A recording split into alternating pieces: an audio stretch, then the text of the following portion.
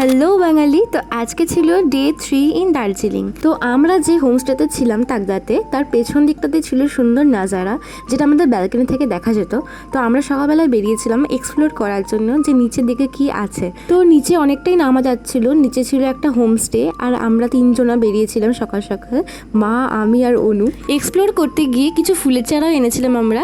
Explore করার পরে breakfast করে আমরা বেরিয়েছিলাম অন্য একটা হোমস্টে যাওয়ার উদ্দেশ্যে। যাওয়ার পথে ড্রাইভার আঙ্কেল আমাদেরকে দাঁড় করিয়েছিল অর্কিড হাউসের সামনে, আর অর্কিড হাউসের সামনে থেকে কিনেছিলাম আমরা কিছু গাছ। সব থেকে বড় কথা হলো অর্কিড হাউসটা আমাদের ট্যুর প্ল্যানের মধ্যে ছিলই না, মানে আমাদের প্যাকেজে ছিল না, কিন্তু ড্রাইভার আঙ্কেল এটা আমাদেরকে ফ্রিতে ঘুরিয়েছে। অর্কিড হাউসে ঢোকার সময় টিকিট অবশ্যই কাটতে হবে, বাট আমার এখন মনে নেই যে ঠিক কত টাকা লেগেছিল টিকিট কাটতে। ঢুকতেই চোখে পড়লো চারিদিক সবুজ করা এক প্রাকৃতিক পরিবেশ, আর ভেতরে ছিল একটা দোকান যেখান থেকে তোমরা চা বা ম্যাগি কিছু খেতেও পারবে।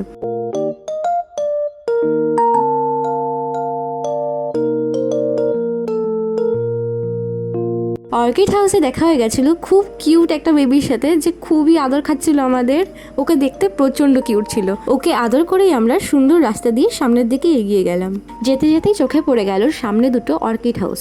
প্রথমটাতে আমরা ঢুকে দেখলাম ভেতরে ছিল নানান রকমের অর্কিডের গাছ, যেখানে কিছু কিছুতে ফুটেছিল ফুল, আর কিছু কিছুতে এখনও ফোটেনি, কারণ এখনও তাদের সিজন আসেনি। ওইখানকার স্থানীয় লোকরা বলছিল যে মার্চ আর এপ্রিলের দিকে আসলে প্রত্যেকটা ফুল ফুটতে দেখা যায়। দেন আমরা ঢুকে পড়লাম পাশের অর্কিড হাউসে, আর এখানেও ছিল নানান রকমের ফুল। আর এত সুন্দর সুন্দর ফুল দেখে তো আমার খুবই ভালো লাগছিল, কারণ তোমরা তো জানোই আমি কতটা ফুল ভালোবাসি। তাই অনেকক্ষণ ধরে ফুলের ফটোশ্যুট করে আমরা বাইরের দিকে এলাম।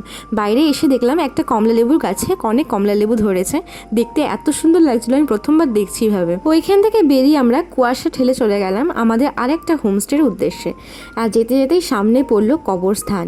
সেখানে তো অদ্ভুত আমাদের ভৌতিক অভিজ্ঞতা হয়েছে বলতে পারো, কারণ রাস্তাটা এত শুনশান ছিল, তার উপরে এত কুয়াশা, পুরো অন্ধকারে ঢাকা ছিল এই রাস্তাটা। যেতে যেতে এত ভয় লাগছিল, তার কারণ হচ্ছে রাস্তাটা প্রচণ্ড শুনশান ছিল, একটা মানুষজনও দেখতে পায়নি, আর ছিল না কোনো নেটওয়ার্ক।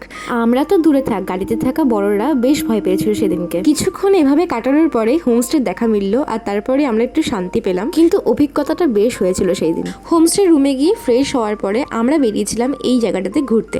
এটা আমাদের হোমস্টে একদম সামনে ছিল, এত সুন্দর পার্ক ছিল ভেতরটাতে যে আমরা ঘুরে ঘুরে দেখেও কমপ্লিট করতে পারিনি পুরোটা। বলতে গেলে আমাদের হোমস্টের এই জায়গাটা সব থেকে প্রিয় ছিল আমাদের, কারণ এত সুন্দর পরিবেশ ছিল সামনেটাতে যে বলার মতো নয়।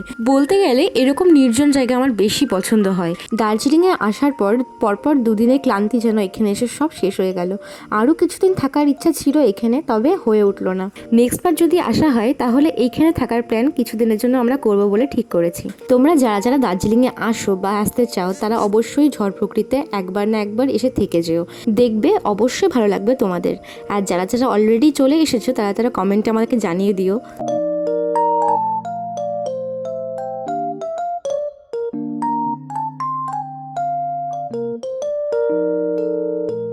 হোমস্টের একদম সামনেই ছিল এই সুন্দর লেকটা, যেখানে অনেক হাঁস আর অনেক মাছও ছিল।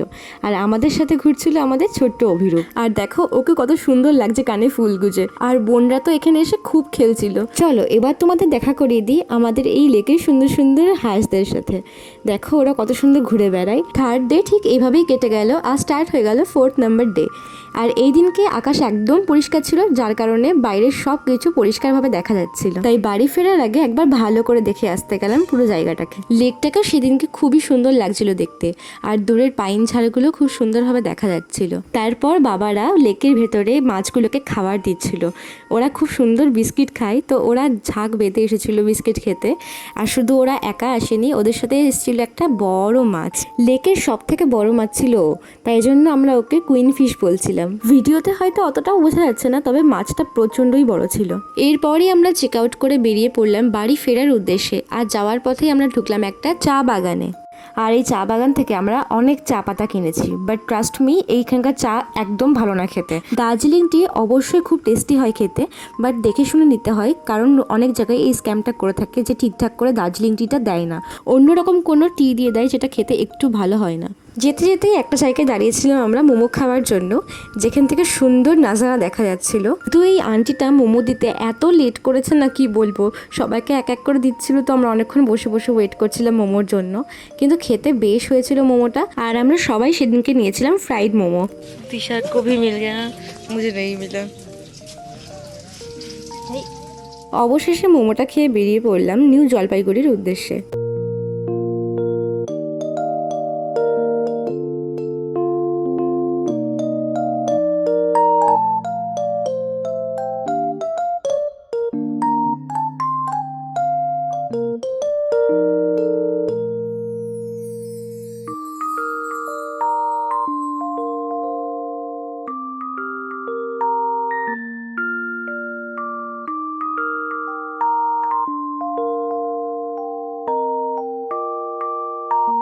জলপাইগুড়িতে নেমে তো আমার প্রচণ্ড শরীর খারাপ হয়ে গেছিলো, কারণ ওপরে পাহাড়ের ঠান্ডার জায়গা থেকে এসে নিচে এত গরম, আমি একটু শ্যুট করতে পারছিলাম না।